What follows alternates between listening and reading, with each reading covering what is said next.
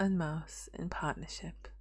A certain cat had made the acquaintance of a mouse, and had said so much to her about the great love and friendship she felt for her, that at length the mouse agreed that they should live and keep house together.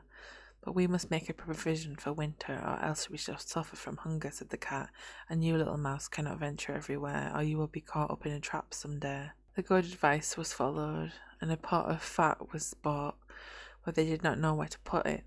At length, after so much consideration, the cat said, I know no place where it will be better stored than up in the church, for no one dares take anything away from there. We will set it beneath the altar, and not touch it until we are really in need of it. So the pot was placed in safety, but it was not long before the cat had a great yearning for it, and said to the mouse, I want to tell you something, little mouse. My cousin has brought a little son into the world, and has asked me to be my godmother. He is white with brown spots, and I'm going to hold him hold of the font at the christening. Let me go out today, and you look after the house by yourself. Yes, yes, answered the mouse, by all means go, and if you get anything very good to eat, think of me. I should like a drop of sweet red christening wine myself. All this, however, was untrue. The cat had no cousin, and had not been asked to be godmother. She went straight to the church and stole to the pot of fat, began to lick at it, and licked the top of the fat off. Then she took a walk upon the roofs of the town, looked out for opportunities, and then stretched herself in the sun, licked her lips whenever she thought of the pot of fat, and not until it was evening did she return home. Well, here you are again, said the mouse. No doubt you have had a merry day. All went off well, answered the cat.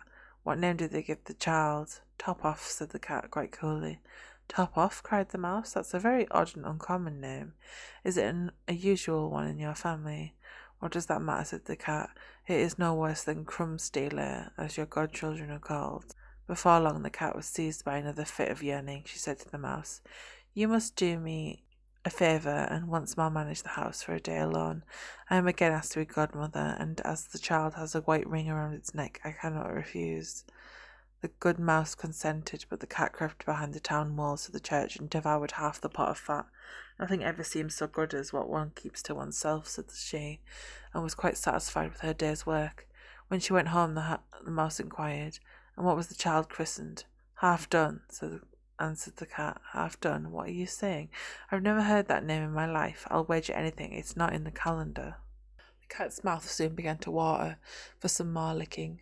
All good things go in threes, said she. I am asked to stand godmother again. The child is quite black, only it has white paws, but with that exception it has not a single white hair on its whole body.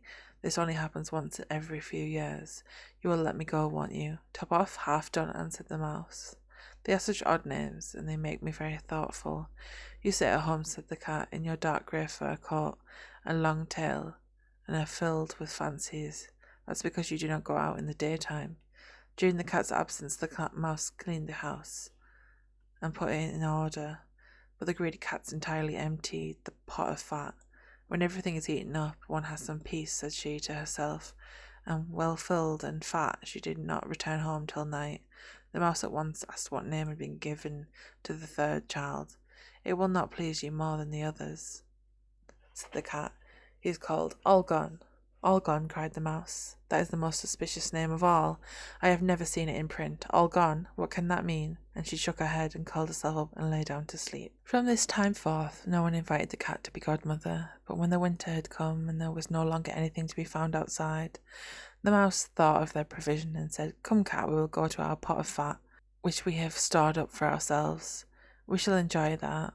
Yes, answered the cat, you will enjoy it as much as you would enjoy sticking that dainty tongue of yours out the window. They set out their way, but when they arrived, the pot of fat certainly was still in its place, but it was empty. Alas, said the mouse, now I see what has happened. Now it comes to light. You are a true friend. You have devoured all when you were standing godmother.